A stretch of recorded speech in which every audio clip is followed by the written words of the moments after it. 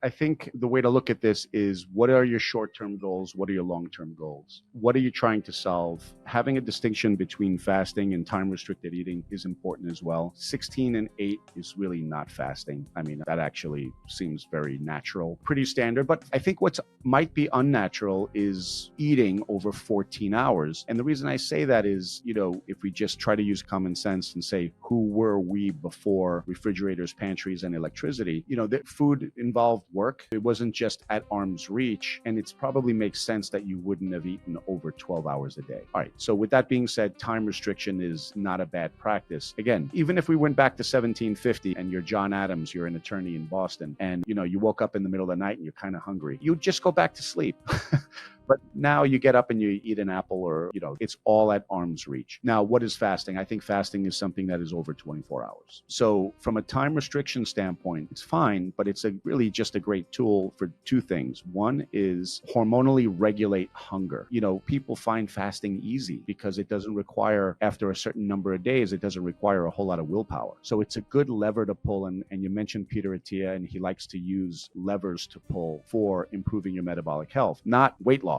Weight loss implies you're improving your metabolic health. But, he says time restriction is one lever, calorie restriction is another lever, and then macronutrient restriction is another lever. And anything that makes it easier for you to not be out of energy balance, and most people with these challenges are out of energy balance, they're consuming more energy than they're expending. And to be in energy balance without feeling like you're pushing away from a table still hungry and using a massive amount of willpower is what people are pursuing. Just going into energy balance, if you have severe problems, is not enough. I think you have to go into energy deficit, and that's where fasting can be helpful, and that's where Angus's story started. But longer term, so Peter Attia, you mentioned, again, not only is he turning back on what he used to do, well, he used to do that a number of years ago, and now he's over 50. And there is, one thing we could say about, who we are from an evolutionary standpoint is we don't have an understanding of evolution as it relates to longevity. So decisions we make over a certain age shouldn't be the same decisions you would make when you're 25 or 30 years old or younger. So I think it's a little bit more nuanced. You could use those levers to improve your metabolic health, reach your goals. But now, once you've reached those goals,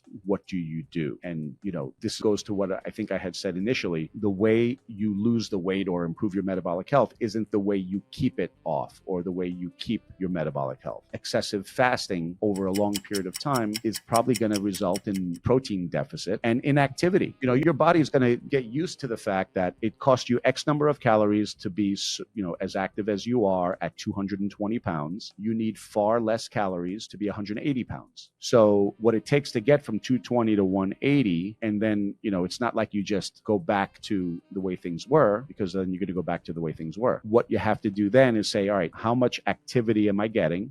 When you're in a calorie deficit and you think you're working out and keeping your energy high, you're naturally going to just fidget less. You're going to sleep more. The body has a very innate way of protecting itself. So yeah, you might go to the gym more, but you might be not expending calories because you're in a deficit, and your body recognizes that, and it will burn less energy in other ways.